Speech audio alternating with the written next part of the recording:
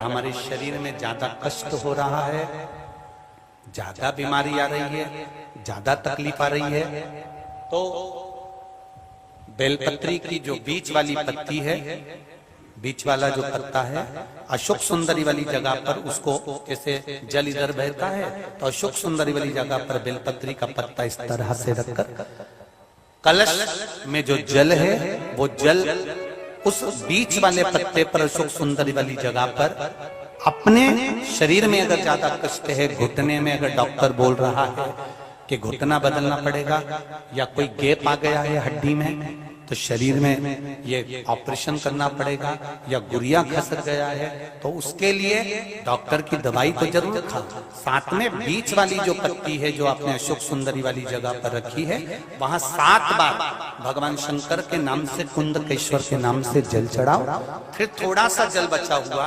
3 बार शिवलिंग के ऊपर चढ़ाओ, उसी पानी में से थोड़ा सा आचमन जितना पानी कलश में लेकर आ जाओ या कटोरी में लेकर आ जाओ, उसको दिन भर में 3 बार पीना प्रारंभ करो कुंदकेश्वर महादेव के नाम से, और फिर 15 दिन बाद जांच कराओ, बाबा चाहेगा ऑपरेशन की जरूरत नहीं पड़ेगी। शिव तत्व को जाओ। कौन से महादेव? कुंदकेश्वर महादेव। ये शंकर भगवान का एक स्वरूप, जब माता पार्वती जी ने कुंदुक का प्रहार करा था और वो कुंदुक बिदल उत्पल को मारने के बाद शिव जी के चरणों में जाकर गिरा था, तो वो कुंदकेश्वर महादेव। कुंदकेश्वर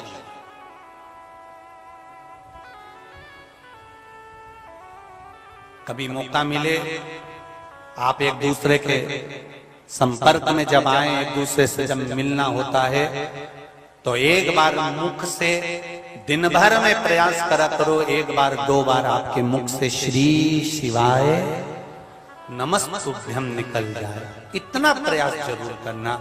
मंदिर विश्वनाथ के दर्शन कर रहे हो, बहुत सारे लोग दर्शन कर रहे हैं, एक बार जमकर चिल्लाकर बोली देना कि श्री शिवाय नमस्तुभ्यम। काल भैरव का दर्शन कर रहे हैं, देवी का दर्शन कर रहे हैं, किसी शंकर मंदिर का दर्शन कर रहे हैं, एक बार जम के आवाज लगाकर कहना। उसका कारण है अपने भीतर की जो काम, लोभ, आसक्ति, वासना, तृष्णा, कोई पाप करना हमारे जीवन में हमारे द्वारा कोई पाप। ऐसा नहीं कि संसार में कोई व्यक्ति ऐसा हो गया जिससे पाप नहीं होता। श्रीमद् भागवत कहती है 4 स्थान पर हर व्यक्ति से पाप होता है। पहला, झाड़ू लगाते समय छोटे छोटे जीव मर जाते हैं, पाप हो जाता है। अग्नि जलाते समय पतंगे जल जाते हैं, पाप माथे चढ़ जाता है। नहाते समय, कपड़ा धोते समय, स्नान करते समय, बर्तन मांजते समय छोटे छोटे जीव मर जाते हैं, अपने को नहीं दिखते, पाप माथे चढ़ जाता है। चौथा, घर से जाते समय अपने पांव के नीचे, चप्पल के नीचे छोटे छोटे जीव मर जाते हैं, पाप माथे चढ़ जाता है। 4 स्थान पर हर व्यक्ति से पाप होता है, चाहे कोई भी। ये पाप की गठरिया उसके मस्तक पर बंधी रहती है। पाप कहां जाकर कम होता है? जब हम किसी देवालय में, कथा में, मंदिर में पहुंचते हैं और हमारी नाभि से जब आवाज निकलती है। तुमने कई बार देखा होगा, विश्वनाथ जी के दर्शन करने जाते होगे या भगवान के मंदिर दर्शन करने जाते होगे तो कई बार आप लोगों ने देखा होगा कि कई साधु, सन्यासी या कोई संत इतनी जम के चिल्लाता है कि अपने को डर लग जाता है। आते से चिल्लाएगा, एकदम मन में भय लगेगा, कौन चिल्लाया? कारण क्या है? वो चिल्लाया नाभि से। क्यों चिल्लाया? 4 स्थान पर पाप होता है, वो पाप कहीं नहीं कटता। मरने से पहले उस पाप को अगर काटना है तो या तो शिव महापुराण की कथा में जाकर या शंकर के मंदिर में जाकर जम के बाबा को पुकार लो, कट जाता।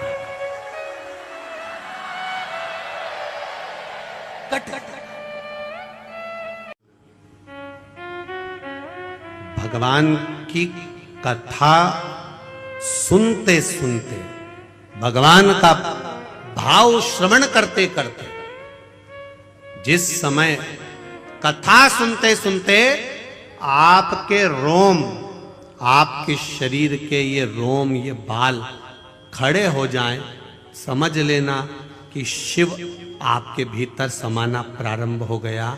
अगर कथा सुनते सुनते आपके रोम उमंग से भर जाएं, कथा सुनते सुनते आपके ये बाल, आपके ये रोम खड़े हो जाएं, तो समझ लेना कि तुम्हारी दुख की घड़ी में शिव खड़ा होना प्रारंभ हो गया। ये कथा तत्व है, ये रस तत्व है,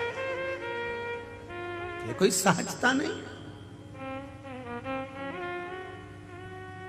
भक्ति का बल बढ़े, भक्ति का आनंद बढ़े, भाव बढ़े, तो परमात्मा हमारे साथ खड़ा हुआ है।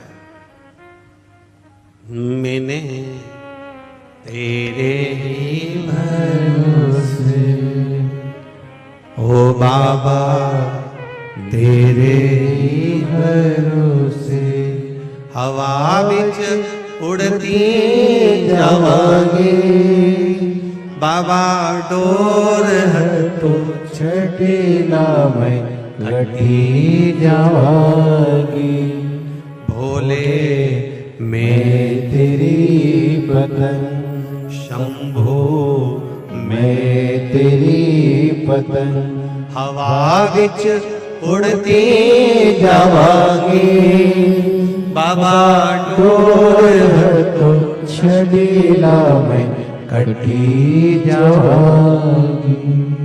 समझाया उसको जाए जिसके भीतर अभिमान ना। ज्ञानी होगा समझ जाएगा, ज्ञानी होगा आज नहीं समझा कल समझ जाएगा, पर अभिमानी होगा इसको कितना भी समझाया जाए ये कभी नहीं समझ सकता। और जितना ये ज्ञान भी जितना जिसके भाग्य में होता है ना, उतना ही उसको प्राप्त होता है। जितना जिसके भाग्य में होता उतना ही उसको। बड़ा मुश्किल है लेना।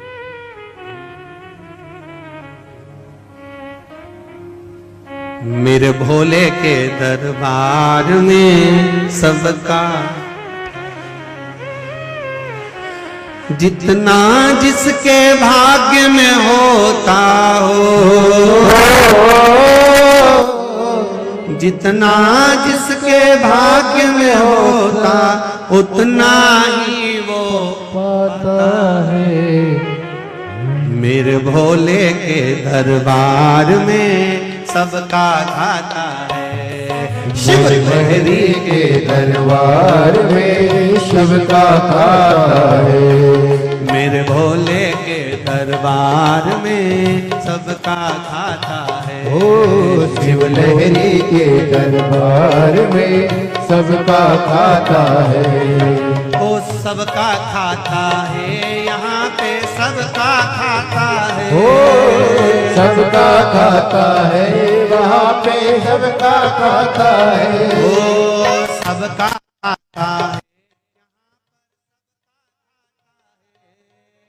सबका खाता है, यहाँ पर सबका खाता है। ओ सबका खाता है, यहाँ पर सबका खाता है। सबका खाता है, यहाँ पर सबका खाता है। मेरे भोले के दरबार में सबका खाता है। मेरे भोले के दरबार में सबका खाता है। शिव लहरी के दरबार में सबका खाता है। शिव लहरी के दरबार में सबका खाता है।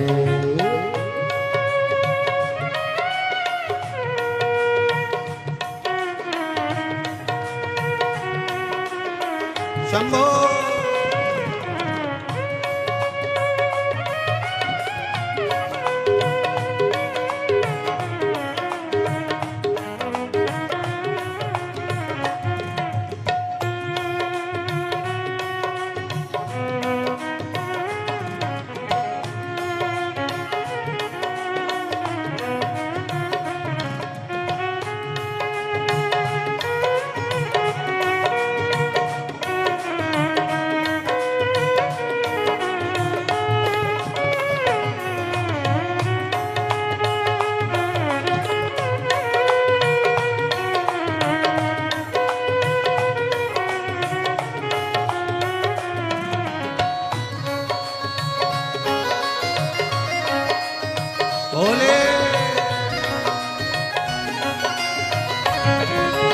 जय हो।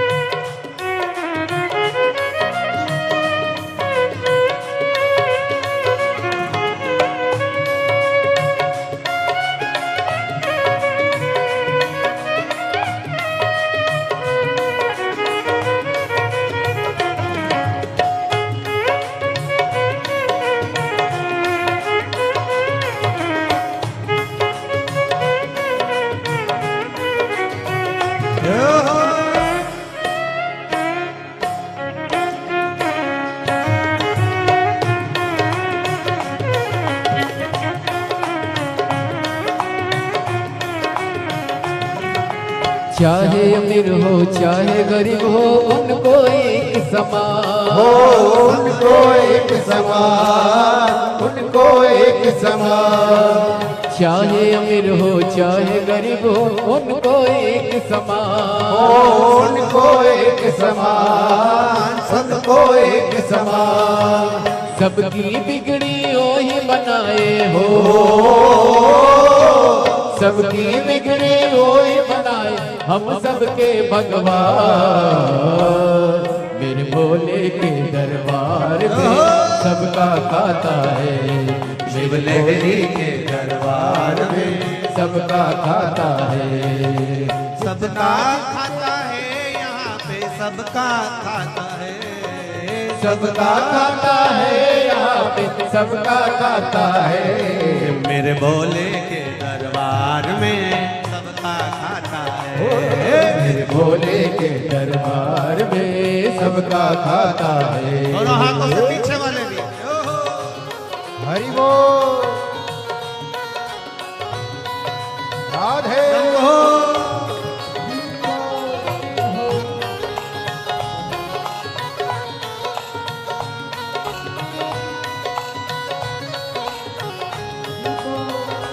हरि बोल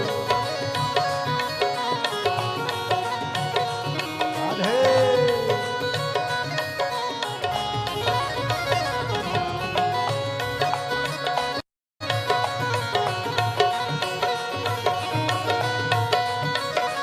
हे भोले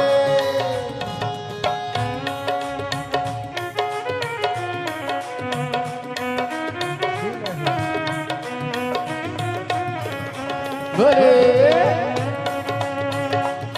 हरि बोल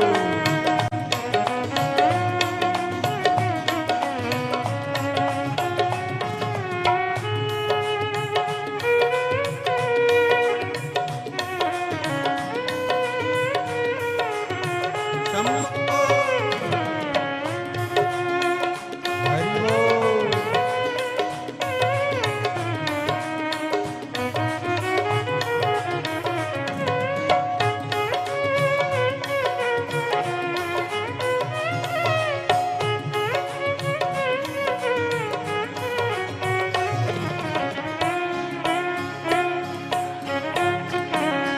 जो हो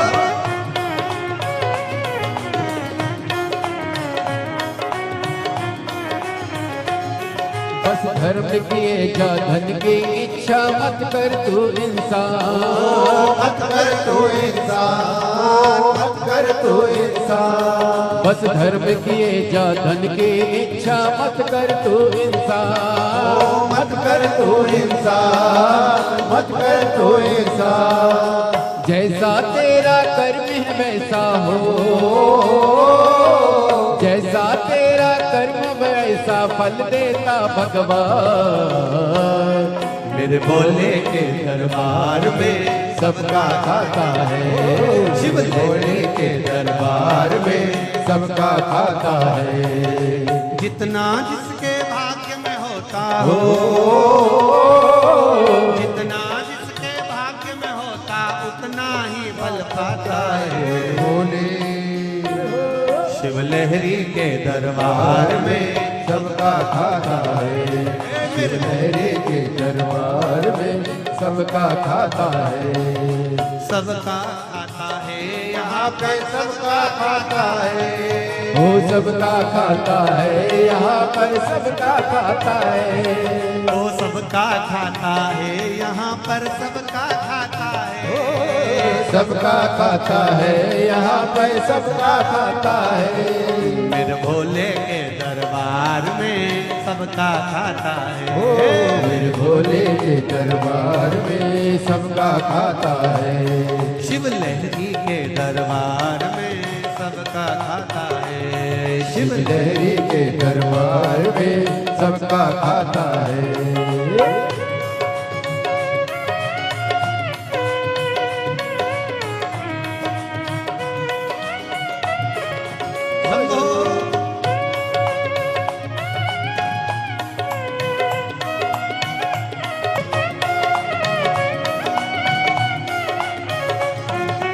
देख समझ ले मानो तू है 2 दिन का मेहमान। ओ 2 दिन का मेहमान, तू है 2 दिन का मेहमान।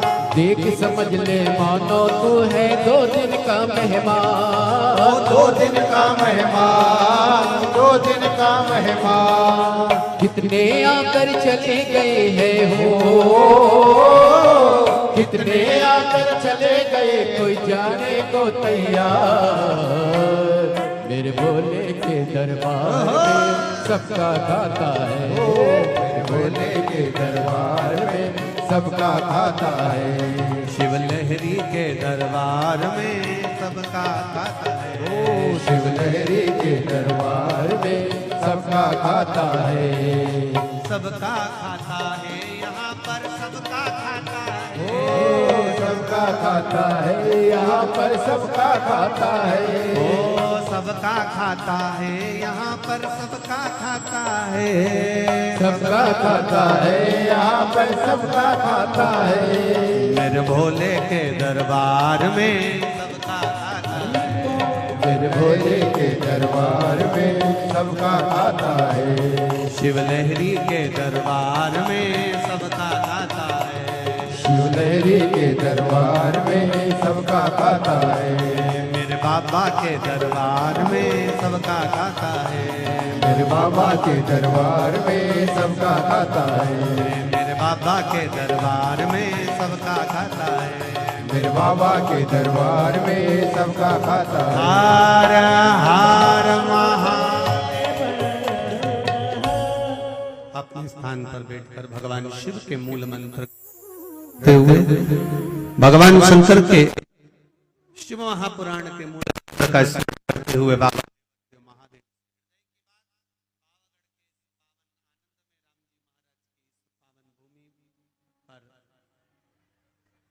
कंजरी में बैठकर भगवान शिव से अपने दिल की बात भाव से कहेंगे।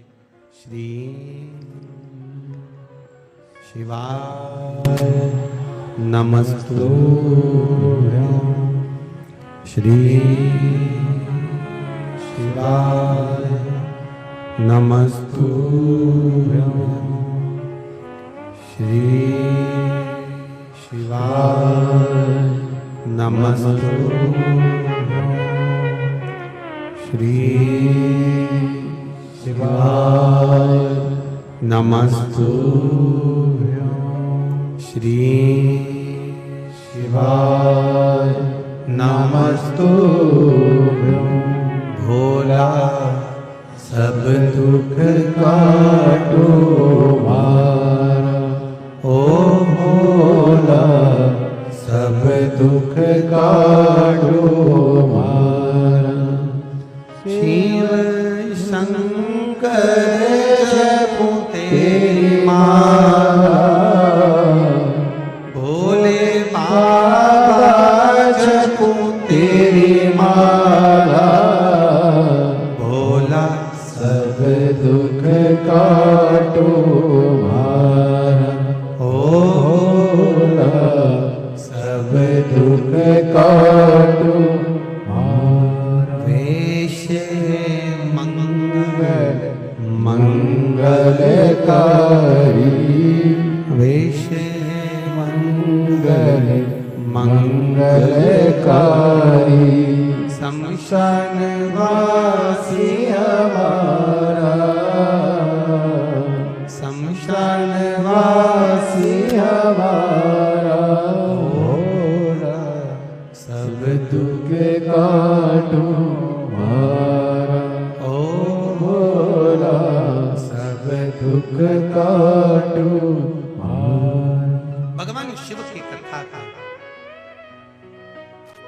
कुबेर ने भेजा जरूर पर समझा नहीं पाया। रावण को कहा, क्रोध आ गया। रावण ने उनकी बात सुनी पर समझने को तैयार नहीं, तलवार लेकर दोनों का शीश काट दिया। जो समझाने आए थे उन्हीं को मार दिया।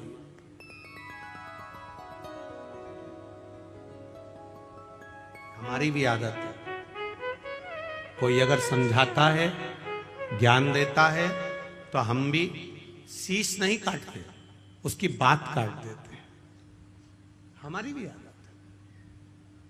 पर कभी विचार करिए, कभी अपने जीवन में इस बात को उतारने का प्रयास करना कि कोई सद्गुरु, कोई संत, कोई साधु, कोई सन्यासी, कोई तपस्वी, कोई साधक, कोई भगवान, कोई साधना करने वाला, भजन करने वाला, कोई घर का बुजुर्ग, बयो, वृद्ध, बड़ा हमको समझाता है तो हमारे नुकसान के लिए नहीं, हमको उन्नति की सीढ़ी पर चढ़ाने के लिए समझाता है।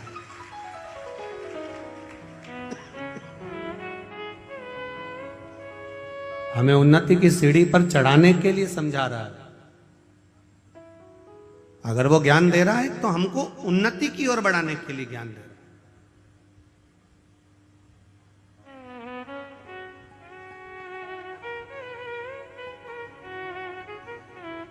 समझा नहीं लंकाधिपति, उठाया तलवार, चल दिया कुबेर के उस अलकापुरी में और जाकर इतना उपद्रव मचाया, इतना उपद्रव मचाया, सबको मार गिराया, पुष्पक विमान को छुड़ा लिया।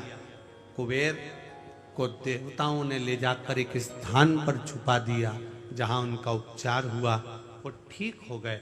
अब पुष्पक विमान पर बैठकर लंकाधिपति रावण अपने मन के अनुसार चलने वाले, मन की गति से बराबर से भी तीव्र चलने वाले पुष्पक विमान पर बैठकर घूमने चल दिया।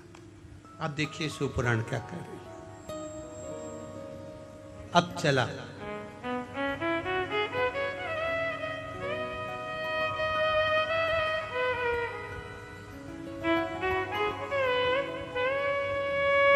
अच्छा, ऐसा नहीं है। पुष्पक विमान पर जब वो बैठा,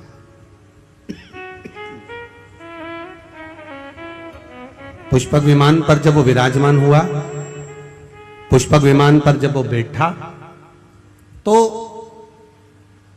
कुबेर का सिंहासन था, कुबेर की गादी थी। उस गादी पर बैठने के बाद उसकी बुद्धि थोड़ी सी कहीं ना कहीं विचलित हुई, कहीं ना कहीं उसमें विचलितता आई। बैठा वो, क्यों कहते हैं तीर्थ में जाकर बैठो, क्यों कहते हैं सदगुरु के चरणारविंद में बैठो, क्यों कहते हैं कथा में जाकर बैठो, क्यों कहते हैं किसी पवित्र नदी के तट पर जाकर बैठो, क्यों कहते हैं जहां संतों ने तप करा हो, साधुओं ने तप करा हो, सन्यासियों ने तप करा हो, कहीं तपस्या साधना करी हो, उस स्थान पर जाकर बैठो। क्यों कहते हैं कहीं धुपाड़ा जल रहा हो, हजारों वर्ष का, सालों निकल गए, उस धुनी को रमते रमते संतों को उस धुनी के पास जाकर बैठो। क्यों कहा जाता? उस स्थान पर बैठने का फल कुछ अधिक प्राप्त हो जाता। जैसे समझो उसको, एक बस का ड्राइवर चाय पीने चला गया। काय का ड्राइवर? बोलो बोलो, जम के बोलो जरा। अच्छा, और जम के बोलो। बस का ड्राइवर गया क्या पीने? चाय पीने। और कोई व्यक्ति उस ड्राइवर की सीट पर जाकर बैठ गया और उसने स्टीयरिंग पकड़कर यूं यूं हिला रहा था। इतने में तुम वहां पहुंच गए। अब तुम्हें थोड़ी ना मालूम कि ये बस का ड्राइवर नहीं है। तुमने कहा क्यों साहब, ये बस कहां जा रही है? ड्राइवर साहब, और ड्राइवर साहब, क्या ये बस कंजरी जा रही है क्या?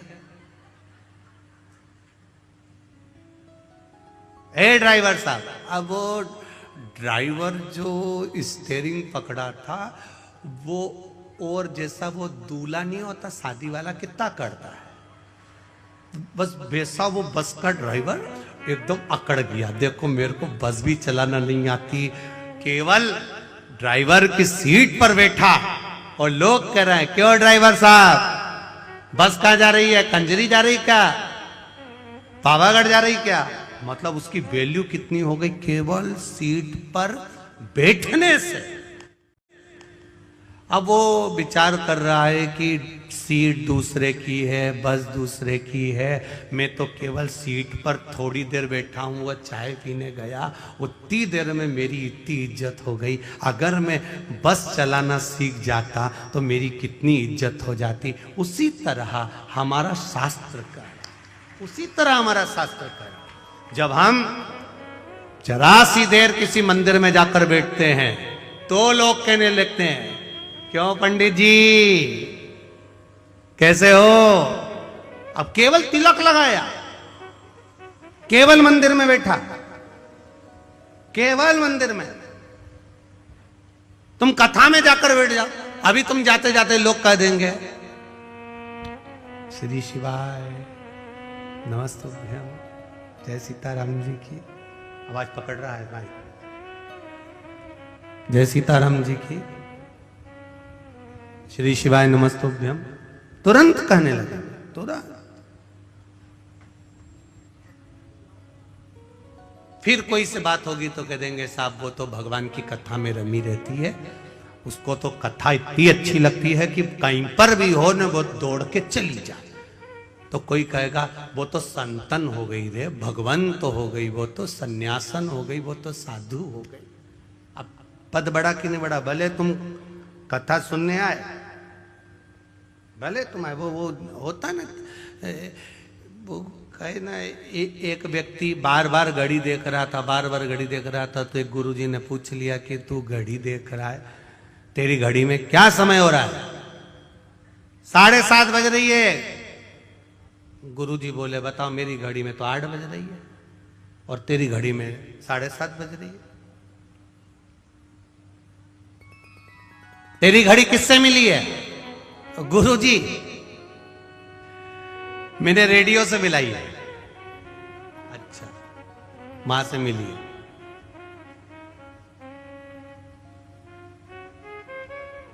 अब फिर उन्होंने दूसरे से पूछा, तेरी घड़ी में देख 9 बज रही है, तूने किससे मिली? कहां से मिली? कहीं नहीं, ससुराल से मिली। गुरुजी बोले ये ससुराल से तो मिली है, पर मिली किससे है ये तो मालूम होना चाहिए कि रेडियो से मिली कि टेलीविजन से मिली कि काय से मिली।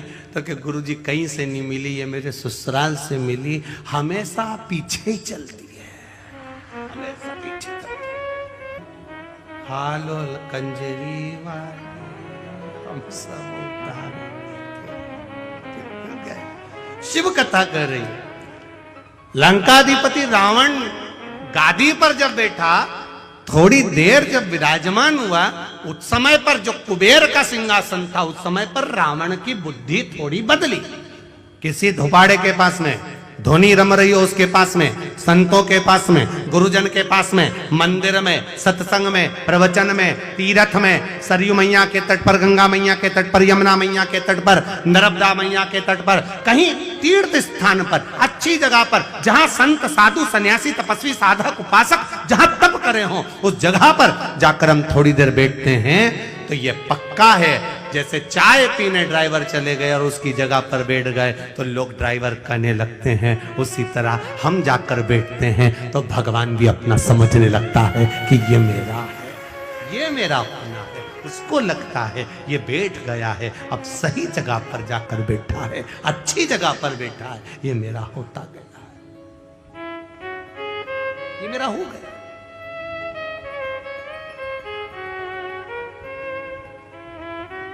कितनी अविरल भक्ति। समझाया, रावण नहीं समझा, विमान पर बैठा, भाई को मारकर भगाया, सारे पूरे अलकापुरी पर अपना आक्रमण कर लिया।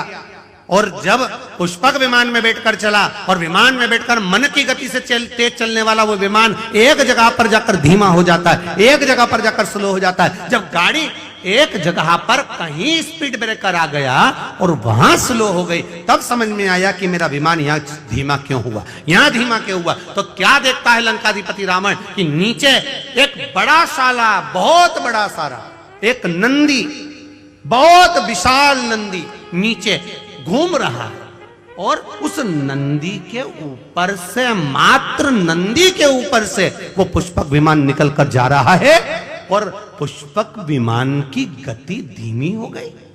पुष्पक विमान की गति,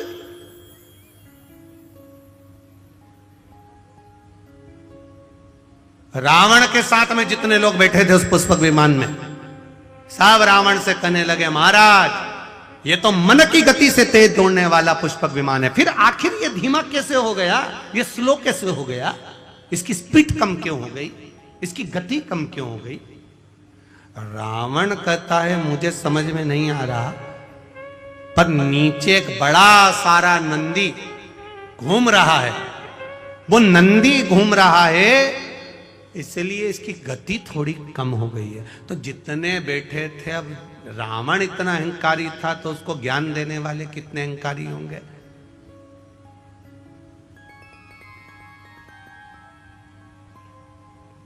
चाय गरम होती है कि केटली गरम होती है? तुम लोग तो कंजरी वालों जरा सी बात में हंस देते हो। हमको लगता है कि तुम लोग कथा पक्के में अच्छे से सुन के बैठे हुए होते हो। अब तुम बताओ कि चाय गरम ज्यादा है कि केतली ज्यादा गरम है। अब उसमें तुम्हें अंदाजा हो जाएगा।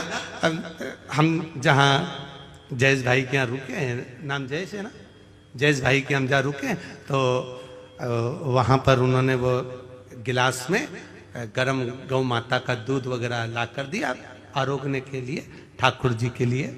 तो हमने ललित महाराज को ये तो बहुत गर्म है, तो इतने में ललित महाराज बोले नहीं नहीं गुरुजी, दूध तो ठंडा है, गिलास गर्म है। नहीं, दूध ठंडा है पर गिलास गर्म है। अब चाय इतनी गर्म नहीं है जितनी केतली गर्म है। उसी तरह बड़े बड़े, बहुत बड़े बड़े, जो बहुत ऊंचे ऊंचे मालूम पड़े, बहुत बड़ा वो आनंद हुआ और मालूम पड़े, तो साहब जो कुर्सी पर बैठा है वो तो बड़ा नम्र है, तो बड़ा सहज है, बड़े सरल नेचर के हैं, बड़े सहज है, बड़े सरल है। अब उनसे मिलो तो लगे बहुत सरल, बड़े सहज, पर उनके साथ जो केतली है वो बड़ी है। पास मत जाना, दूर हटाओ। कैसे घुस गए, कैसे पहुंच गए? इतने में जो कुर्सी पर बैठा, शांति रख, एक केतली थोड़ा रुक, अभी रुक, चाय ठंडी है, कोई बात नहीं, आन दो, आराम से आन दो, दर्शन करने दो, भक्त हैं, भगवान के हैं, प्रिय हैं, पर केतली हट, दूर हट, क्या है, दूर हटो, वहां जाओ, वहां बैठो, वहां करो।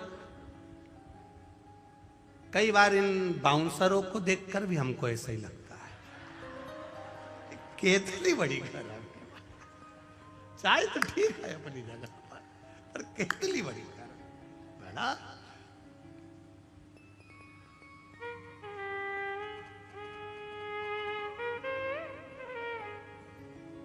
अभी हम आ रहे थे महाराज जी, तो आते आते अयोध्या वाले महाराज जी आए हैं, बहुत सटीक रहना।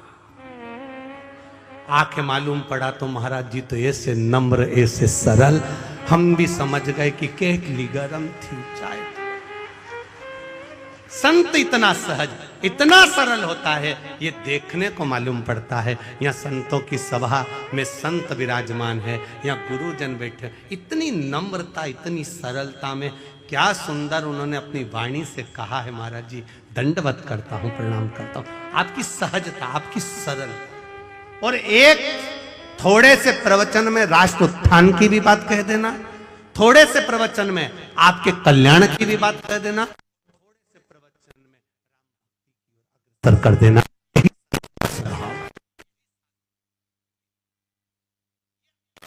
अमूल्यता का आनंद है ये रस तत्व। और किस्मत वाले हो, कंजरी वालों, भाग्यशाली हो आप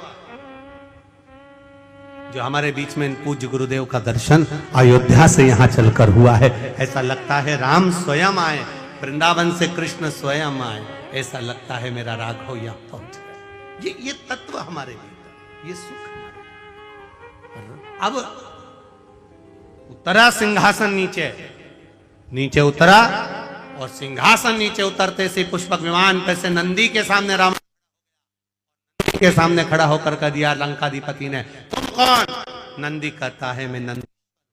आप कहां जा रहे हो? हमें उस मार्ग पर जाना है। नहीं, उस मार्ग पर तो मेरा देव महादेव रहता है, मेरा महादेव।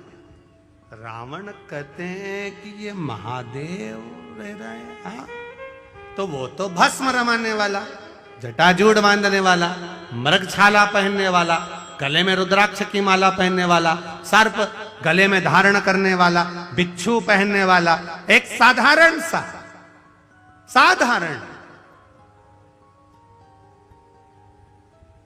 एकदम सहज सरल साधारण, तो उसमें दिक्कत क्या है? विमान तो ऊपर से जाएगा, महादेव तो नीचे बैठे हैं, फिर से दिक्कत क्या है? क्या तकलीफ?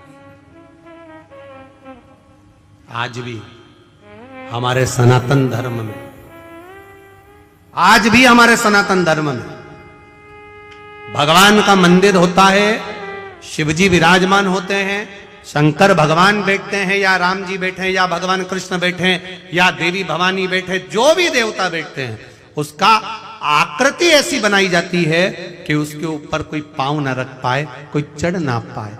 लंकाधिपति रावण, तेरा विमान अगर ऊपर से जा रहा है तो उसमें श्रेष्ठता नहीं, क्योंकि मेरे महादेव बैठकर तप साधना कर रहे हैं। मां जगज्जननी पार्वती के साथ मेरे महादेव बैठे हैं। रावण ने कहा, अब इसको जब कुबेर नहीं समझा पाया, देवता नहीं समझा पाए, तो इसको ये नंदी कैसे समझा देगा? नंदीश्वर ने समझाना चाहा, नहीं माना, खूब समझाया, नहीं माना, खूब समझाया,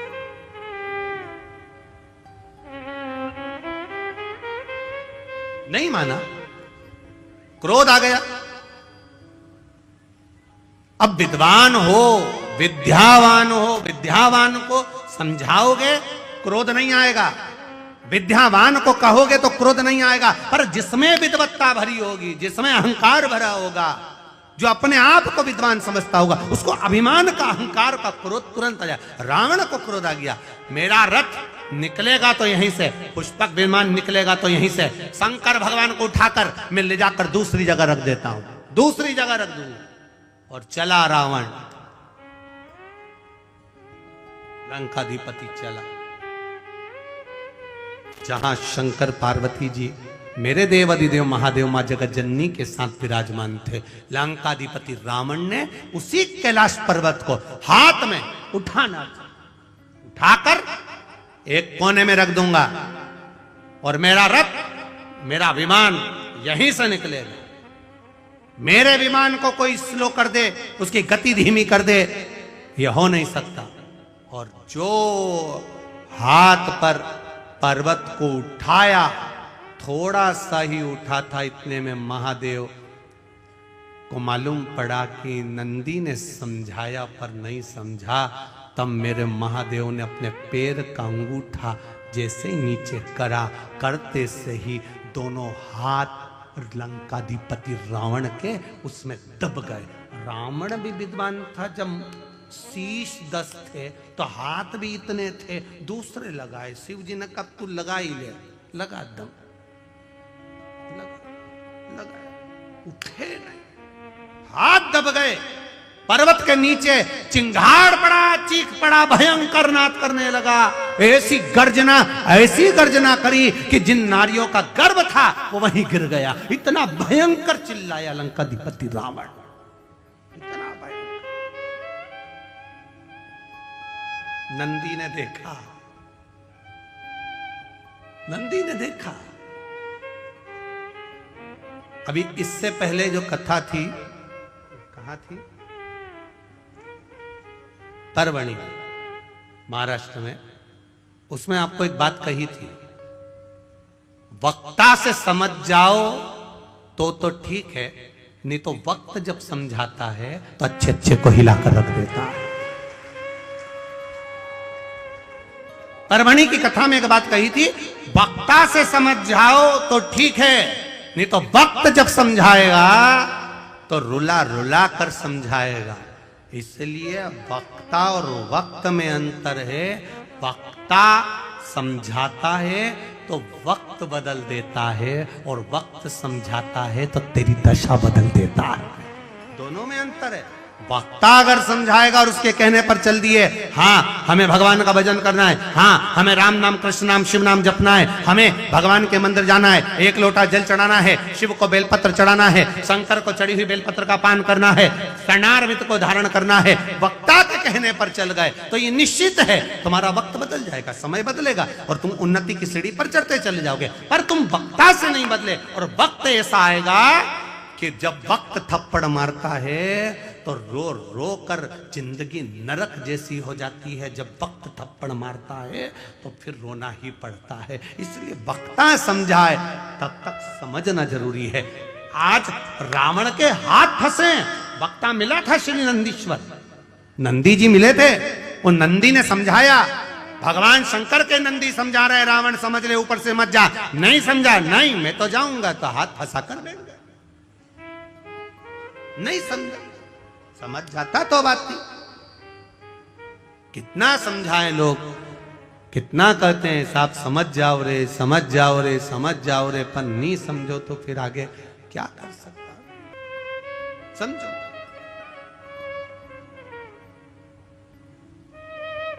अब बैठे नहीं, रावण चीख रहा है, हाथ दबा हुआ है, चिंगाड़ रहा है, चिल्ला रहा है, फिर कोई नहीं आया। तब वो नंदी जो वक्ता था, जिसने ज्ञान दिया था, समझाया था, वो नंदी आया और नंदी ने आकर कहा, रावण मैंने तुझे समझाया था, तू समझता क्यों नहीं है, तू क्यों नहीं समझा। महाराज अब हाथ फंसे हुए, अब कोई ज्ञान दे दिया है, अब रावण क्या कह रहा है, एक बार निकलवा दो प्लीज, एक बार ये हाथ निकल जाए। अब रावण मुख से कह रहा है, मैं तुम्हारे हाथ जोड़ता हूं, हाथ जोड़ता हूं। ये उसी में का हाल है जो भगवान कृष्ण ने, एक गोपी रोज निंदा करती थी भगवान कृष्ण की, खूब जाकर चुगली करती मैया यशोदा जी से खूब। तो यशोदा जी के सामने गई तो इतने में गोपी ने कह दिया, यशोदा जी ने भी कह दिया, जिस दिन तू पकड़ कर बताएगी मैं मान जाऊंगी। तो सखी ने भी कह दिया, मैं नहीं पकड़ के बताऊं तो मेरा नाम गोपी नहीं। इतने में भगवान कृष्ण ने भी आकर कह दिया, पकड़ के बता दे अब तू। और ऊपर छीका टंगा था, नीचे मनसुका लगा था, श्रीदामा, मधुसूदन, दाऊ, ऊपर कन्हैया, मटकी टूटने वाली थी, नीचे जो मनसुका लगा था उसको छींक आ रही थी। अब हाथ थे घुटने पर, एक के ऊपर एक चढ़े थे, हाथ खुला होता तो नाक दबा लेता तो छींक बंद हो जाती, पर हाथ भी ऐसे तो वो नीचे से यूं यूं मचल रहा, और ऊपर कन्हैया चढ़े थे और मटकी टूटने वाली थी, इतनी देर में नीचे से छींक दिए, जो छींके सब नीचे टपक गए। अब पूरे ग्वाल वालों में कन्हैया सबसे छोटे थे, क्योंकि इनकी उम्र वालों को तो सबको पूतना ने मार दिया था, जितने भी स्तनपान करने वाले थे सबको मार दिया था, कन्हैया सबसे छोटे थे, बाकी के सबकी उम्र बड़ी थी। अब जब चोरी करने जाते थे माखन की तो कन्हैया को तो इनको टोकना पड़ता था, उठाना पड़ता था। जैसे पहले इनको किसी के यहाँ जाना है तो इनको पहले दो अंदर जाओ, फिर इनको खिड़की में रखो, फिर अंदर वाले इनको नीचे उतारें, फिर बाकी के अंदर जाएं। तो तो सबसे छोटे थे। अब ये सांप और सबसे छोटे को ही ऊपर चढ़ाया जाता जिससे वजन नहीं लगे, और चढ़ गए और जो गिरे नीचे। अब उस समय कन्हैया को बोलना भी नहीं आता था इतना। अब सब भाग के यमुना जी के घाट पर पहुंच गए। अब यमुना जी के घाट पर पहुंचे, इतने में कन्हैया ने उसी समय पर पूछ लिया, कौन चीता? अब बोलना तो आ नहीं जाता, थोड़ी तोतरी तोतरी भाषा थी। कौन छीका की जगह बोला कौन चीता। अब हो जाता है कभी कभी वाणी का थोड़ा थोड़ा सा वो हो जाता है। एक वो कहते ना थानेदार जो था, एक पुलिस वाले ने रात को किसी को रोड पे रोक लिया, आधी रात का समय। क्या है तेरे बैग में? बताते हैं। क्या है तेरे बैग में? बताते हैं ना। अरे तो बैग में क्या है? बताते हैं ना। इतने में वो पुलिस वाले से रोज भिड़ रहा रात को, पुलिस वाला उसको पकड़ के थाने ले गया। सर, साहब ने पूछा कौन है ये? सर इसके बैग में कुछ है और बता नहीं रहा। कुर्सी पे बैठे हुए टीआई साहब ने पूछा क्या है तेरे बैग में? बताते हैं ना। अरे तेरे बैग में क्या है? बताते हैं ना। इतने में टीआई साहब को गुस्सा आ गया। उन्होंने हवलदार को बुलाया, खोल इसका बैग। उसने जो बैग खोला उसमें से बतासे निकले। जो बतासे निकले, टीआई साहब बोले इसमें तो बतासे। तो बोला मैं तो तब से बोला बताते हैं बताते हैं बताते हैं बताते हैं। इतने में टीआई बोला इसकी जीवानी गड़बड़े, छोड़िए वापिस छोड़ो इसको, वापिस छोड़ो। एक ही बात में लगा है, बताते बताते। अब कन्हैया ने भी कह दिया कौन छीता? कोई नहीं बोला। तब मनसुखा बोला मैं छीका। तुझे भी टाइम पे ही छीतना था, पकड़ा जाते तो। अब पकड़ाई में आता भी तो कौन? ये तो बड़े बड़े पांव से भाग जाते, तो अकेला का नहीं है, पकड़ाई में आता था। अब इतने में मनसुखा ने कहा आगे से गलती नहीं होगी। दाऊ दादा बोले अब तू बता कन्हैया क्या करे? कुछ नहीं, इसने गलती करी है, इसको 108 बार छिताओ। अब इसको 108 बार छिताए कैसे? तो के नंद बाबा ऐसी कपास की बाती बनाते थे और पलंग पे बैठकर खटिया पे बैठ के नाक में डालते तो छींकते थे, ऐसे छिताओ। अब मनसुखा की नाक में जो बाती दी मनसुखा छींके, 10-20 बार छींक लिया। मनसुखा के बाप की सौगंध खाऊं कभी नहीं छींकूंगा, कभी नहीं छींकूंगा, अब नहीं छींकूंगा कभी। अब गोपी कहे, अब जब हाथ फंस गया लंकाधिपति का, अब कह रहा है कि मैं तुम्हारे हाथ जोड़ता हूं। तो नंदी ने मन में सोचा इतनी देर से मैं समझा रहा था, समझ नहीं पा रहा था, अब हाथ फंस गए तब समझ में आ रहा है, और हाथ भी दब गए तब कह रहा है कि मैं तुम्हें प्रणाम करता हूं, मैं तुम्हें नमन करता हूं, मैं तुम्हें दंडवत करता हूं। अब कह रहा है।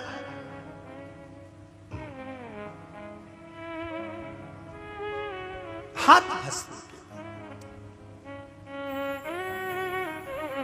हम जब पूरी तरह से फंस जाते हैं, बुरी तरह से फंस जाते, तब फिर हमको याद आता है कि हमें भगवान की शरणागति में जाना है, आखिरी में, अंत में।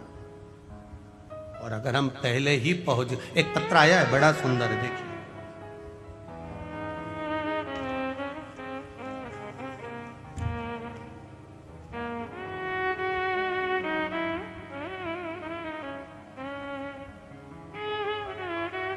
मेरा नाम नयन पंचाल है।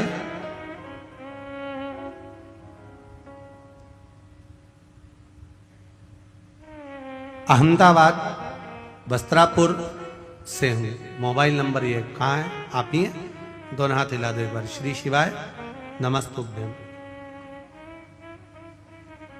श्री शिवाय नमस्तुभ्यम। मंत्र का क्या बखान करूं मैं, शब्द नहीं है। हम कनाडा टोरंटो में थे, वहीं मेरी पत्नी को पीलिया हुआ, उसे अस्पताल में भर्ती किया गया। डॉक्टर ने बताया कि इसे तो पेट में गठान है और कैंसर की है। कनाडा टोरंटो के बड़े से बड़े हॉस्पिटल में दिखाया गया और उसको कैंसर और कैंसर की गठान बताई गई। हम उसे इंडिया लेकर आए, यहाँ के डॉक्टरों को भी हमने चर्चा करी, उन्होंने भी कह दिया इसको ऑपरेशन करना पड़ेगा, इसके पेट में गांठ है और वो कैंसर की है। तब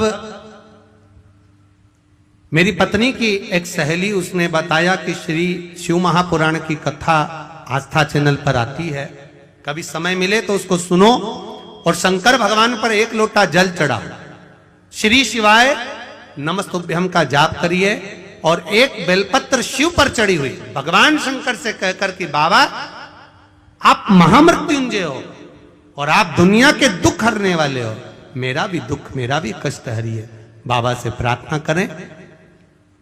तब हम शिव जी पे चढ़ा हुआ जल चढ़ाने लगे, अहमदाबाद के डॉक्टरों को दिखाने लगे। डॉक्टरों ने कहा इसका ऑपरेशन करना जरूरी है और तभी डॉक्टरों ने कहा इसको जॉन्डिस कैंसर की, इसको कैंसर जो है वो जो गठान है वो पीलिया के अंतर्गत हुई है और वो बड़ी है और कैंसर तो है ये निश्चित है। तब उसका इलाज चालू हुआ और बाबा की कृपा से हमने भी इलाज करते करते बड़ौदा की कथा जो हुई थी उस कथा को श्रवण किया। कथा सुनने पर हमने बाबा से प्रार्थना करी, बाबा विनती करते हैं इसकी गठान निकले मना नहीं, पर कैंसर ना निकले, ऐसी कृपा कर दीजिए। बाबा की कृपा ऐसी हुई, जब इलाज चालू हुआ गठान को निकाला गया तब बाबा की कृपा से उसको चेक करने के लिए भेजा। तो बाबा से हमने विनती करी थी अगली कथा जब पावागढ़ की होगी, अगर इसको कैंसर नहीं निकला तो हम कथा सुनने के लिए आएंगे, और कैंसर नहीं निकला हम कथा श्रवण करने के लिए आएंगे। जाना था हमको भी कनाडा वापिस, पर शिव महापुराण की कथा पावागढ़ की सुनकर जाएं, क्योंकि बाबा ने कैंसर से बचाया है। अब ठीक है, श्री शिवाय नमस्तुभ्यम बैठिए। हर हर। शिव तत्व ही ऐसा था, जब हम कष्ट में घिर जाए, तकलीफ में घिर जाए, तब हमें परमात्मा याद आए। पर शिव कथा करते, शंकर का गुणगान करता है, तेरी कृपा बिना न हिले एक भी अणु, लेते हैं श्वास तेरी कृपा से तनो तनो। बखान क्या करूं मैं राखों के ढेर का, चपटी भगवत में खजाना कुबेर का। क्या मिलता है? अब उन्होंने बड़ोदरा की कथा श्रवण करी, वहां निर्णय लिया, बाबा ने स्वीकार किया, पावागढ़ की कथा में आ गए। आपसे भी निवेदन है, 7 दिन की कथा है, परिवार वालों को, घर वालों को, रिश्तेदारों को, नातेदारों को, सबको कह दो 7 दिन मुझे पंडाल में बैठकर कथा सुनना है, मेरे बाबा से लगन लगाना है, मुझे उसका हो जाना है, वो मेरा हो जाए, बस यही एक आदत। सुनो मैं अब क्या देगा ये गुप्त नवरात्रे की कथा में, पावागढ़ की माता के चरणों में राम जी की कृपा से 7 दिन की कथा में शिव महापुराण में वो क्या देगा, ये तो मेरा महादेव ही जान सकता है, इसके सिवा कोई नहीं जान सकता। हाथ दबा है रावण का, और रावण नंदी से कह रहा है मुझसे गलती हो गई, मैं तुम्हारे हाथ जोड़ता हूं। नंदी ने फिर कहा हाथ जोड़ने से होगा क्या, हाथ तो दबा है कैलाश के नीचे। लोग कहते हैं जब सारे सहारे समाप्त हो जाते हैं तब लोग कहते हैं मेरा अंतिम विश्वास मेरा भगवान है। बोलो सही है कि गलत है? ये यहां पर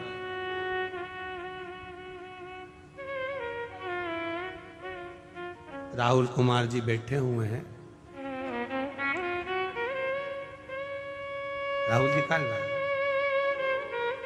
और जयंती भाई जी बैठे हुए हैं, संजय कुमार जयंती भाई जी। तो जब महाराज जी इन्हीं के स्वास्थ्य में गड़बड़ हो गया था। संजय जी कहे भयंकर कोरोना, भयंकर तकलीफ, हॉस्पिटल। डॉक्टर ने भी जवाब दे दिया। जब इनकी धर्म पत्नी की आंख में जल भर गया कि अब कुछ भी नहीं बचा, तब महादेव उसे प्रार्थना करी। टीवी के सामने बैठकर शिव महापुराण की कथा सुनते सुनते कहा तेरी कथा में करवाऊंगी, बस इनको अच्छा कर दे। ये शिव है। और आज संजय भाई जी और नवनीत जी आपको बहुत बहुत साधुवाद, जो गुरु जी की शरणागति में बैठकर आप शिव महापुराण की कथा करवा रहे। बैठिए, बहुत बहुत साधुवाद। हर हर बोल बम का नारा है, जम के बोलो जरा, बाबा एक सहारा है, एक सहारा। आपका विश्वास, आपकी दृढ़ता, ये छोटे से कस्बे में ये शिव महापुराण की कथा जरा विचार करिए। जो भूतों ना भविष्य थे, कभी सोचा ही नहीं होगा कंजरी वालों ने, हालोल वालों ने कभी नहीं सोचा होगा कि कथा हमारे क्षेत्र में हो जाएगी। पर भगवान ने ये मौका दिया है, तो इस मौके में जब गेंद आई है तो ऐसा चौका लगा लो कि ग्राउंड के बाहर ऐसा चौका लगा लिया। मौका दे भगवान तो भजन का ऐसा चौका लगाओ, ऐसी भक्ति का चौका लगाओ कि भगवान भी कहे कि ये मेरा आनंद सुख पा रहा है। हाथ दब गया लंकाधिपति का, रावण का हाथ दबा, चीख रहा है, चिल्ला रहा है, पर वो निकल नहीं रहा। नंदी से कहा, नंदी मुझसे गलती हो गई, मैं तेरे हाथ जोड़ता हूं, क्षमा मांगता हूं। नंदी कहते हैं मुझसे क्षमा मांग कर क्या करोगे, मुझसे क्षमा मांग कर क्या करोगे। गलती वक्ता कभी नहीं कहेगा कि आप मुझसे क्षमा मांगो, वक्ता कहता है कि आप शिव की शरणागति में जाइए। जो वक्ता तुमसे कहे कि तुम मेरे पास में आओ, मेरे पास बैठो, मेरे करीब में आइए, मेरे नजदीक में आइए, मेरे पास आकर बैठिए, वो श्रेष्ठ नहीं हो सकता। वक्ता जो तुमको ले जाकर भगवान के दरवाजे तक छोड़ दे और कहे कि ये तेरा दुख मिटा देगा, समझ लेना वो श्रेष्ठ, उसमें श्रेष्ठ। करो भजन। हाथ दबा लंकाधिपति रावण का। नंदी कह रहा है मैंने तुझे समझाया, तू समझा नहीं। जब वक्ता से नहीं समझ सकता तो वक्त समझाता, और जब हाथ दब गया पहले ही समझ जाता कि इस रथ को, इस पुष्पक विमान को लेकर यहां से नहीं जाता, रास्ता बदल लेता तो चल जाता। पर तूने अकड़ करी, अहंकार करा, अभिमान करा कि जाऊंगा तो इसके ऊपर से जाऊंगा, बस तो फिर हाथ फंसा। अब निकाल ले। नहीं बोला, नंदी जी भी नहीं बोले, शंकर भगवान ने इशारा कर दिया नंदी को, तू बोलना ही मत, दबे रहने दे इसको, दबे रहने।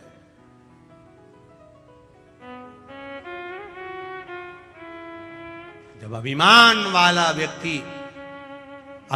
वाला व्यक्ति जब किसी जगह पर दबता है तो सारी दुनिया के लोग उसका आनंद लेते हैं। दबे रहने दो, अच्छा है, खूब अकड़ रहा था, खूब अहंकार में था, खूब अभिमत्ता में था, दबे रहने दो। महादेव उस समय पर नंदीश्वर से कहा, तो रुक, इसका अभिमान तोड़ना जरूरी है।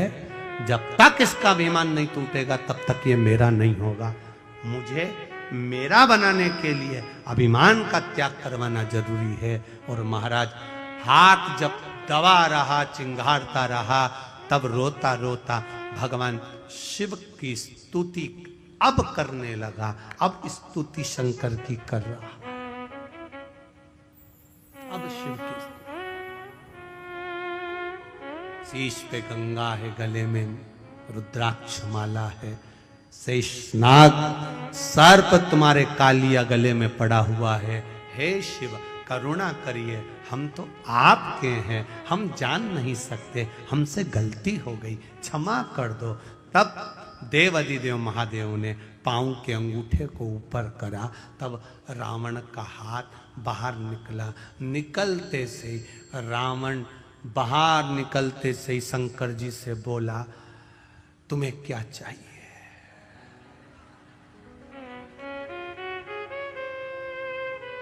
अब बताओ,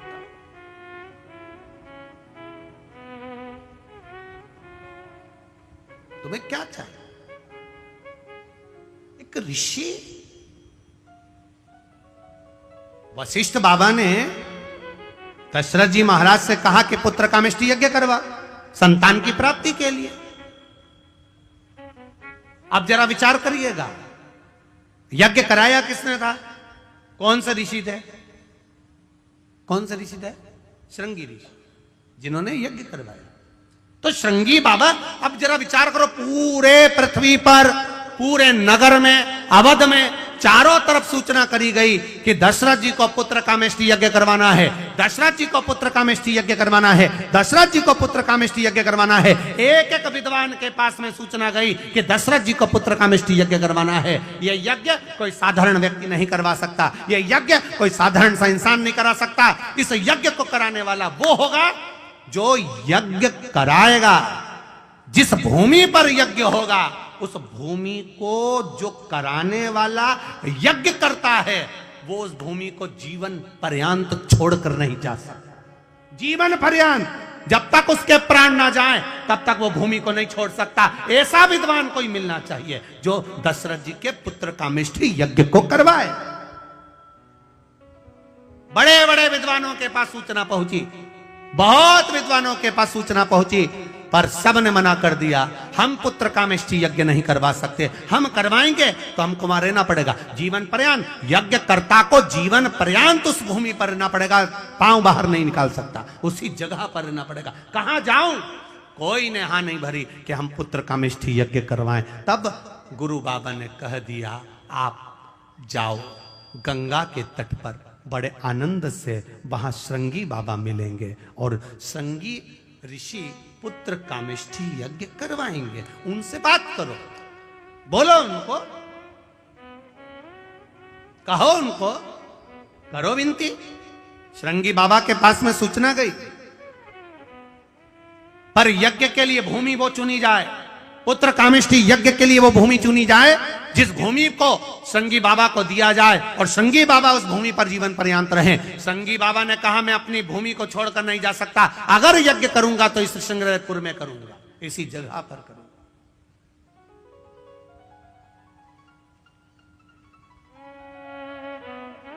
जहां अयोध्या की आखिरी सीमा है, अवध की आखिरी सीमा, अवध की आखिरी सीमा,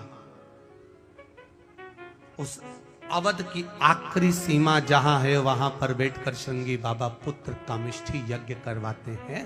तो दशरथ जी ने श्रृंगी बाबा से प्रश्न कर लिया, गुरुदेव मैंने इस यज्ञ के बारे में सुना है, जो यज्ञ कराएगा वो यहीं पर रह जाएगा, यज्ञ कर्ता को यहां रहना पड़ेगा, बाहर नहीं निकल सकता, एक पांव बाहर नहीं कर सकता। जितनी भूमि पर यज्ञ होगा वो भूमि उसकी हो जाएगी और वहीं उसको रहना पड़ेगा, उसी जगह पर। पहले ये नियम था सनातन धर्म में, आजकल तो वो नियम समाप्त हो गया। पहले जिस भूमि पर यज्ञ होता था वो भूमि यज्ञकर्ता की हो जाती थी, पहले ऐसा नियम था। उस भूमि पर जहां यज्ञ हो रहा है वो भूमि उसकी। अब वो नियम चला गया, समाप्त। ऋषि श्रृंगी बाबा ने कहा, अगर मेरे यज्ञ करवाने से, अगर मेरे यज्ञ करवाने से वैकुंठ अधिपति नारायण पृथ्वी पर आ जाए तो इससे बढ़कर खुशी क्या होगी मेरे लिए, इससे बढ़कर आनंद क्या होगा, क्या आनंद होगा। अगर ये शिव महापुराण की कथा सुनकर 50 लोगों में से अगर 10 का भी अगर आनंद हो जाए और 10 का भी जीवन संवर जाए, तो उससे बढ़कर शिव महापुराण की कोई दक्षिणा नहीं हो सकती, कोई आनंद नहीं हो सकता। संवर जाए अगर इन संतों के आने से, इन साधुओं के आने से, गुरुजनों के आने से, अगर इनके दर्शन से, इनके प्रवचन से, इनके शब्द से 5 भी अगर संवर जाएं, तो उससे बढ़कर कोई सुख नहीं हो सकता, उससे बढ़कर कोई आनंद नहीं हो सकता। करो भजन, करो भक्ति, करो स्मरण। दूसरा प्रश्न फिर दशरथ जी ने करा श्रृंगी बाबा से, गुरुदेव आप यज्ञ करा रहे हो, आप यज्ञ करता हो, इस यज्ञ को करने में कितना समय लग जाएगा, इस यज्ञ का समय कितना है? तब गुरुजी ने कहा, श्रृंगी बाबा बोले, जब भक्ति करने बैठो, भजन करने बैठो, स्मरण करने बैठो, कीर्तन करने बैठो या दान करने के लिए बैठो, तब समय मत देखो, घड़ी मत देखो और कीमत मत देखो कि दान की गई वस्तु कितने की थी, उसकी कीमत का नहीं देखो, घड़ी नहीं देखना, समय नहीं देखना। भगवान के भजन करने का समय नहीं देखा जाता, माला जपने का समय नहीं देखा जाता, ठाकुर जी के श्रृंगार का समय नहीं देखा जाता, भगवान के दर्शन का समय नहीं देखा जाता, कथा श्रवण करने का समय नहीं देखा जाता, संत सदगुरु की शरणागति में जाने का समय नहीं देखा जाता। क्यों? इनके लिए समय की सीमा क्यों नहीं होती? क्योंकि मौत का भी कोई समय नहीं होता कि किस समय पर मृत्यु आएगी। अगर आपने घड़ी देख ली कथा सुनने के समय पर, आपने घड़ी देख ली दान करते समय पर, आपने घड़ी देख ली मंदिर जाते समय पर, आपने घड़ी देख ली दर्शन करते समय पर, तो मृत्यु के समय पर भी आप क्या घड़ी देखोगे? नहीं। अभी 8:45 बजा है, नहीं मरूंगी, चाहे कुछ भी हो जाए, घड़ी नहीं हो।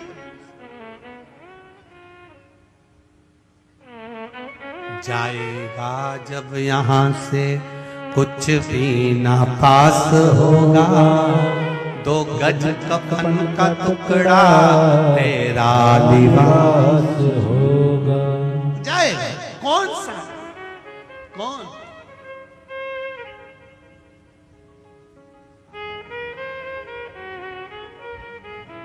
महाराज सब मतलब के यार हमने देख लिया, झूठा है संसार हमने देख लिया, देख लिया संसार हमने देख लिया, झूठे नाते झूठे रिश्ते, झूठे नाते झूठे रिश्ते, झूठे नाते झूठे रिश्ते, झूठे नाते झूठे रिश्ते, झूठा है संसार हमने देख लिया, झूठा है संसार हमने देख लिया, सब मतलब के यार हमने देख लिया। बस एक है, वो मेरे परमात्मा की शरणागति, केवल एक।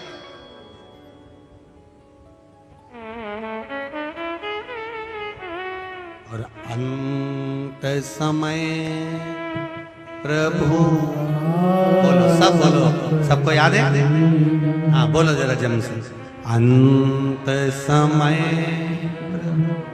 आना पड़ेगा, वचन दिया तो निभाना पड़ेगा, आए ना आए प्रभु कुटुंब कबीला, अंत समय प्रभु आना पड़ेगा, वचन दिया तो निभाना पड़ेगा, अंत समय प्रभु भुआना पड़ेगा, वचन दिया तो तो निभाना पड़ेगा। अंत समय कोई आए ना आए, परिवार कुटुंब कबीला नाते रिश्ते, कौन आया ना आया, आप जरूर आता है। वैकुंठ में रहने वाला वैकुंठ में रहता है, ब्रह्मलोक में रहने वाला ब्रह्मलोक में रहता है, इंद्रलोक में रहने वाला इंद्रलोक में रहता है, और मेरा देव अधिदेव महादेव मृत्यु लोक में रहता है। इसलिए तुरंत आता है, तुरंत, क्षण भर की देरी नहीं करता। आ जाए। और आया, शिव कथा कर रही है, भगवान शंकर का संवाद कर रहा है, शिव महापुराण की कथा कर रही है। वेद व्यास जी महाराज वर्णन कर रहे हैं, लंकाधिपति रावण हाथ छूटा, छूटते से ही महादेव से बोले, क्या देऊं मैं आपको, मेरा हाथ छूट गया है। शिव जी कहते हैं, कुछ मत दे दादा,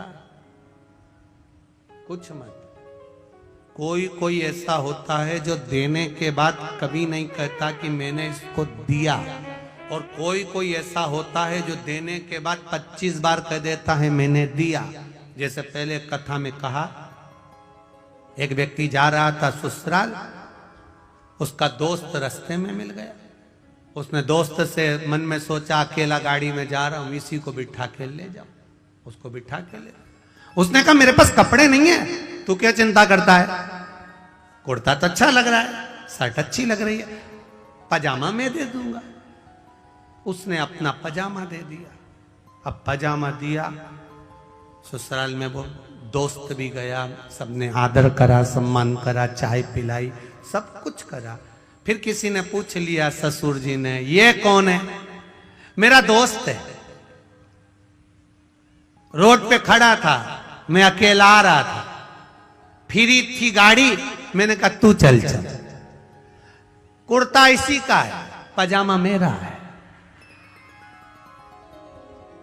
अब दोस्त को बुरा लग गया, बता, ये बताना कोई जरूरी है कि पजामा तेरा है? इसने तुरंत कोनी मार के कहा, अक्ल नहीं तेरे में, पजामा तेरा है, इसलिए नहीं आ रहा था तेरे साथ में, तुझे बहुत अहंकार है ना, तू बार बार अपनी चीज बताता रहता, इसलिए नहीं आ रहा था। अब नहीं बताऊंगा, कसम से अब नहीं बोल लूंगा। इतने में इसके जमाई साहब के मामा जी ने कहा, आप हमारे यहाँ शाम को भोजन करने आना। वहां चले गए, माँ भोजन करने गए तो मामा जी ने पूछ लिया, जमाई साहब ये कौन है? मेरा दोस्त है, अकेला आ रहा था गाड़ी में तो इनको बिठा लाया। कुर्ता भी इनका है, पजामा भी इनका है। अब तो उसको और तेज मिर्ची लगी, अब और क्रोध में आ गया। इसने फिर कोनी मार के कहा, अकल नहीं है तेरे में? मामा जी ने पूछ लिया, मतलब कुर्ता भी इनका है, पजामा भी इनका है, मतलब? इतने में उसने कहा, कुछ नहीं, कुर्ता इन्हीं का था, पजामा मेरा। अब इसको फिर गुस्सा आ गया। इसने कहा, तुझे ये बताना जरूरी था कि कुर्ता भी मेरा, पजामा भी मेरा? अब आगे से बोला है तो सोच लेना, मैं तो जा रहा। नहीं अभी मत जा, अपन चल। इतने में मौसी आ गई। मौसी ने कहा, जमाई साहब कल सवेरे का भोजन हमारे यहाँ, ठीक है। जमाई भोजन करने का है, इसी को भी ले गए। इतने में मौसी जी ने पूछ लिया, ये कौन? अकेला आ रहा था, गाड़ी खाली थी, दोस्त है, रोड पे खड़ा था, मैंने कहा चल, बिठा कर लिया आया। पजामे का कोई जिक्र नहीं करूंगा। अब इसको फिर गुस्सा आ गया। अब इसने बाहर निकल के इसको पकड़कर पजामा उतार के दे दिया, ले तू, तेरा पजामा तू ही धर ले। जब देखो जब पजामा पजामा पजामा होता है। कई लोग एक डब्बा तेल देते हैं, कितना तेल?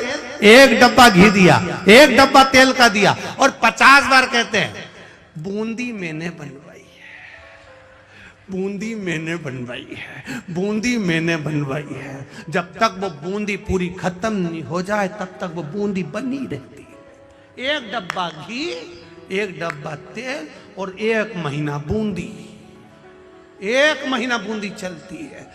हम गए थे राम मंदिर, हमने बूंदी बनवाई थी, 1 डब्बा घी दिया था। अब राम जी महाराज की कृपा, इतने में राम जी के पंडित जी ने कह दिया, तुम्हारा डब्बा तुम ही ले जाओ। क्या करे वो पजामे का? कहना जब हमारा है पजामा हमारा। रावण ने कहा, प्रभु मेरा मन कर रहा है आपको कुछ देने का, मेरा हाथ छूट गया, बोलो क्या दूं? देवादिदेव महादेव ने कहा, नहीं चाहिए तेरे से दादा, मैं सब समझता हूं, तू 1 बार देगा 50 बार कहेगा। कई लोग रहते हैं, एक फोन पे काम कर देते हैं पर 50 काम तुमसे करवा लेते हैं। बहुत संभल के रहना, दुनिया वालों से बहुत चतुर है, महाविद्वान, बहुत कहा मुझे कुछ नहीं चाहिए, रावण चला गया। अब एक दिन रावण गया और रावण जाने के बाद रावण की विद्वत्ता देखिए, उसका विचार करिएगा जरा रावण की विद्वत्ता का। रावण ने विचार करा कि मैं क्यों ना, जब महादेव ने मेरा हाथ छोड़ दिया तो मैं महादेव को ही लंका लिया, सोने की लंका में सुखी रहेंगे भगवान। भगवान से कहा मैं तुम्हें सोने की लंका में रखना चाहता हूं, आप चलो मेरे साथ में। भगवान शंकर ने मन में सोचा इसके यहां जाना और आफत मोल लेना, नहीं जाऊंगा, चाहे कुछ भी हो जाए इसके यहां तो नहीं जाऊंगा। ये भी तप में लीन हो गया, मुझे महादेव को ले जाना है, मुझे देवादिदेव महादेव को ले जाना है, मुझे शंकर जी को ले जाना है, ये भी तप में लीन हो गया। ऐसी तप साधना, ऐसी तप साधना, ऐसी तप साधना लंकाधिपति रावण ने करी, ऐसी तप साधना करी कि महादेव को प्रसन्न होना पड़ा। क्या चाहिए, आपको लंका लेकर जाना है। शंकर भगवान ने अपना शिवलिंग प्रकट करा, लेकर चल, पर सुन ले रावण, जहां तूने भूमि पर रख दिया उठने वाला नहीं। मानना तो वाला है ही नहीं था, दे दिया शिवलिंग। रावण लेकर शिवलिंग को चला, चलते चलते बीच में समय आ गया, रावण को संध्या करना थी। इसने सोचा करूं क्या। रावण ने देखा शिवलिंग, शंकर भगवान ने भेज दिया गणेश जी को, बेटा अपने पिता के थोड़े से काम आ जाओ, जरा जाओ। रावण शिवलिंग को नीचे रखने लगे तो तू गोदी में ले लेना। गणेश जी छोटे से बच्चे का रूप रख कर गए, रावण के पास पहुंच गए। रावण बड़े बेचैन दिख रहे हो, क्या लेकर जा रहे हो? शिवलिंग लेकर जा रहा हूं। क्या करना है? मुझे संध्या करना है। संध्या करना है? हाँ, तो शिवलिंग कहां रखूं? बच्चे ने कह दिया मुझे दे जाओ, आके मुझसे ले लेना, आप संभाल लोगे, आओ। रावण ने शिवलिंग गणेश जी के हाथ में दे दिया। रावण संध्या करने चले गए। गणेश जी तो गणेश जी थे, उन्होंने उस शिवलिंग को नीचे ही रख दिया और गणेश जी ने नीचे रखकर जल चढ़ाना प्रारंभ कर दिया। श्री शिवाय नमस्तुभ्यं, श्री शिवाय नमस्तुभ्यं, ओम नमः शिवाय, ओम नमः शिवाय। रावण आए तो उन्होंने देखा ये तो नीचे रख के पूजन कर रहा है। छोरा,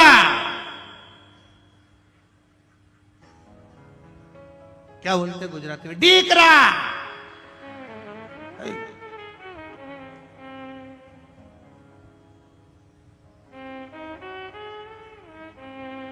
गणेश जी ने पूछ लिया केम छो? वो भी पूछे तो पूछा क्या हुआ, क्या है, कैसे हो, क्या हुआ है? ये नीचे क्यों रख दिया? रावण क्रोध में लाल। गणेश जी बोले बहुत भारी थे। रावण बोला एकदम हल्के थे, काय के भारी थे? इतने में गणेश जी बोले हाथ दबे थे तब मालूम नहीं पड़े थे, हाथ दबे थे तब हल्के दिख रहे थे कि भारी दिख रहे। रावण बोला ये तो अपने पहले का भी जानता है, छोरा कोई हल्का फुल्का नहीं है। रावण ने पूछ लिया तुम्हारे पिताजी का नाम क्या है? दीकरा बोला सिग्नेचर तुम्हारे हाथ पे करके दिया ऑटोग्राफ, वो मेरे बाप, मेरे ही पिता जिन्होंने ऑटोग्राफ करके दिए, मेरे पिता हैं। रावण बोला तुम कौन? गणेश जी ने अपना असली स्वरूप दिखाया। जो दिखाया लंकाधिपति रावण को क्रोध आया तो गणेश जी महाराज तो उसी समय पर थोड़े से पीछे सरके और पीछे से सरकते ही गणेश जी के पांव के नीचे से मूसक निकलकर बाहर आ गया, चूहा निकलकर बाहर आया। जैसे ही मूसक निकलकर आया इतने में तुरंत उसी समय पर लंकाधिपति रावण ने पूछा ये कौन है? भगवान गणेश जी महाराज ने कहा ये मूसक है जिसके ऊपर बैठकर मैं घूमता हूं, मैं घूमता हूं। तो रावण ने पूछा तुम कहना क्या चाहते हो? गणेश जी महाराज बोले पिताजी नहीं जा सकते तो क्या हुआ, मैं तैयार हूं लंका जाने के लिए, मुझे ले चलो। पर अकेला नहीं जाऊंगा, ये मूसक भी मेरे साथ जाएगा। रावण बोला तेरे हाथ जोड़ूं पूरी लंका का सोना कतर कतर के खा जाओगे, नहीं ले जाऊंगा, ले ही नहीं जाऊंगा, मैं नहीं जा सकता। जो शिवलिंग भूमि पर रखा वो वेद्यनाथ बाबा के नाम से विख्यात हो गया। बोल वेद्यनाथ भगवान की हर हर। आवाज नहीं आई, जरा दमदारी से बोला हर हर। वेद्यनाथ जी के रूप में विराजमान हो गया। आगे जो कथा कही वेदव्यास जी महाराज ने, देवराज नाम का ब्राह्मण जो चोरी का धन लेकर एक मंदिर में पहुंच गया और शिवलिंग की सुंदर शिव पुराण की कथा को सुनकर उसने अपने चित्त को शंकर में रमा लिया, भगवान देवाधिदेव महादेव में रमा लिया। ऐसा देवराज नाम का ब्राह्मण था। प्राण त्यागे, बेलपत्री के वृक्ष के नीचे त्यागे, शिव के धाम चले गया। आगे जो वर्णन आता है, बिंदुक की कथा कही गई। एक बिंदुक नाम का ब्राह्मण चोरी का धन ला रहा था, एक पानी के स्रोत में गिर गया, प्राण छूट। 3 तरह से मरे हुए व्यक्ति को मोक्ष नहीं है। पानी में डूबकर मरा हुआ, स्त्री के हाथ से मरा हुआ, सर्प के डसे से मरा हुआ, 3 तरह से मरा हुआ व्यक्ति को वैकुंठ नहीं मिलता, मोक्ष नहीं मिलता। तब बिंदुक पानी में डूबकर मरा तो विचार आया कि कैसे इसको मुक्ति मिलेगी। तब उसका अंतिम संस्कार तो हुआ, पर वो प्रेत योनि में भटकता रहा। क्या करा जाए? चंचुला देवी ने काशी में जाकर शिव महापुराण की कथा को श्रवण किया, मुक्ति हुई, शंकर भगवान के धाम में पहुंची। माता पार्वती जी की सहेली चंचुला देवी बन गई। चंचुला देवी जब सहेली बन गई, मौन रहती थी, चुप रहती थी, विचार करती रहती। पार्वती जी ने पूछा, तू चुप क्यों रहती है, मौन क्यों रहती है? कहा, मेरे पति को मोक्ष नहीं मिला। तो तेरे पति के मोक्ष नहीं हुआ? तो शिव महापुराण की कथा करवा, जिससे तेरे पति को मोक्ष मिलेगा। किससे करवाऊं? देव ऋषि नारद के पास पहुंची तो नारद जी ने कहा, मुझे श्राप लगा है, मैं एक जगह नहीं रह सकता, तुमरुका जी से जाकर निवेदन करा। तब तुमरुका जी ने कहा, कथा तो कह दूंगा, मना नहीं, पर जोड़े से यजमान कौन बैठेगा? चंचुला देवी कहती है, मैं बेधव्य, मैं विधवा, मेरा बेधव्यता है, मैं यजमान पद कैसे लूं? जानकर देवाधिदेव महादेव से प्रार्थना करी। शिव जी ईश्वर जी बने, पार्वती जी गौरा जी बनी। ईश्वर जी और गौरा जी बनकर, गणा और गौर बनकर शंकर पार्वती पधार रहे हैं। जोरदार ताली बजाकर स्वागत करें शिव पार्वती का। ईश्वर जी और गौरा जी के रूप में देवाधिदेव महादेव भगवान शिव आनंद के साथ पधार रहे हैं।